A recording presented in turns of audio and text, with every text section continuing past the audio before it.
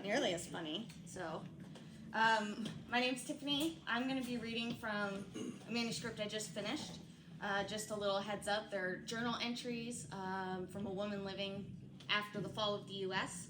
And as her mental deterioration takes hold, she starts seeing ghosts and going crazy. So she refers to her dead husband as spouse and her children as eldest and youngest. So there are no names. Alrighty. The exhaustion part has set in. I'd forgotten about the exhaustion, how the adrenaline spikes at the mere hint of bad news, followed by a pandemic-level crash that sweeps your sense of self off its feet. When I say this, I mean life. I don't know why I felt the need to specify that, or to who, as I'm the only one reading this garbage. Maybe I think I'll forget what I meant, because I do that a lot. I used to write poetry, very dumb poetry about divorce and grief and whatever, as if I knew what that felt like. Maybe I did, because spouse had died and I thought that was the worst thing that would ever happen to me. I wish I'd had the presence of mind to understand that everything always can get worse. Though I suppose one must live a worse life to know it. And is there ever an end? Does it always get worse? Or is there a bottom, one singular creature peering at the rest of us, eyes lit up like a cat, all green and judgmental, screaming, "This is the bottom, you dumb fucking slut." I'm probably being dramatic. I do that a lot too. Youngest doesn't eat anymore. Neither do I. We both drink coffee with a little bit of protein powder in it. At least that's what I think it is.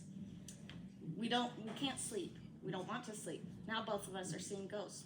Youngest doesn't see his father like I do. He won't tell me who he sees. I ask if it's his brother, and he kind of shakes his head in a way suggesting he knows I'd say that, and so he needed to deny it before I lost whatever remained of my fucking mind.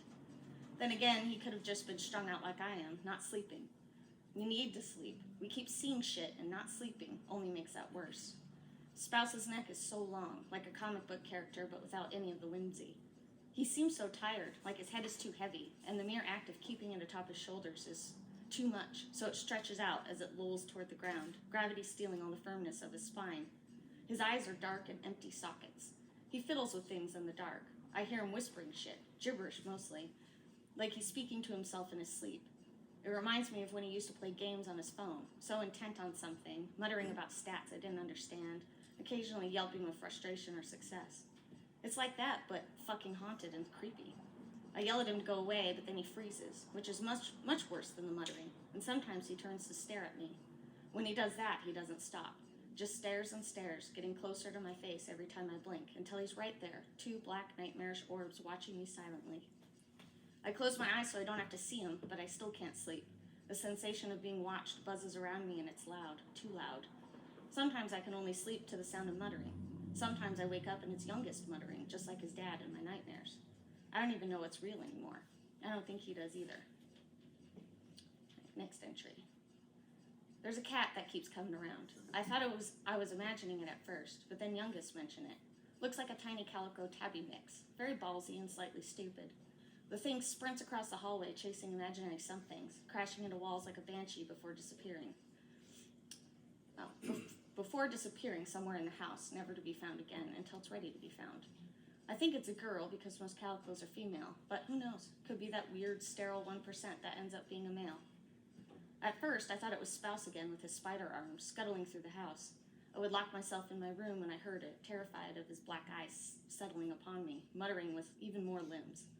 I couldn't bear it, but then I heard this tiny mew, and there was his cat. We stared at each other for what seemed like minutes before she turned on her kitty heels and scaled the drywall before disappearing.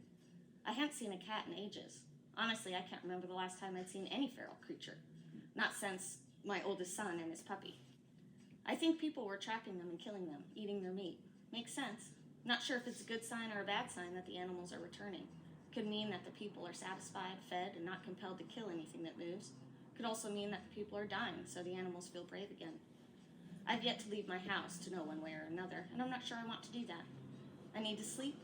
I need to appear healthy, or else whoever remains will tear me limb from limb. They'll crush me if they think they can. And I look like a waif, a skeleton, a crazed, inhuman thing with a train of ghosts on my heels. There is no safety out there, not after Aaron, her ex, died. I didn't realize how much he protected me, insulated me from any rebellion. People liked him. They villainized me. The cat's back. I see her eyes under the door. Bright green things. Perfect. Cat eyes just have a depth that's missing in other animals. Something godly about them. Or maybe I'm just crazy.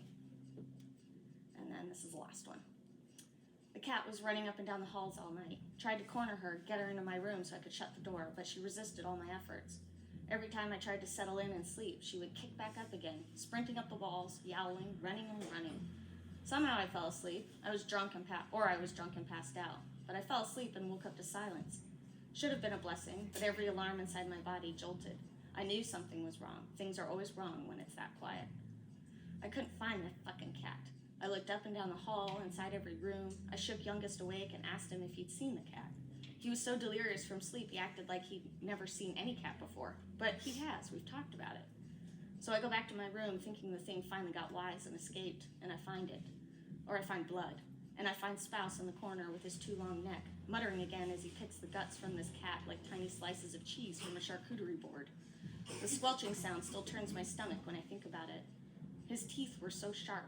His head hung to one side as he fed himself sideways, cat guts spilling on the floor as he missed his mouth.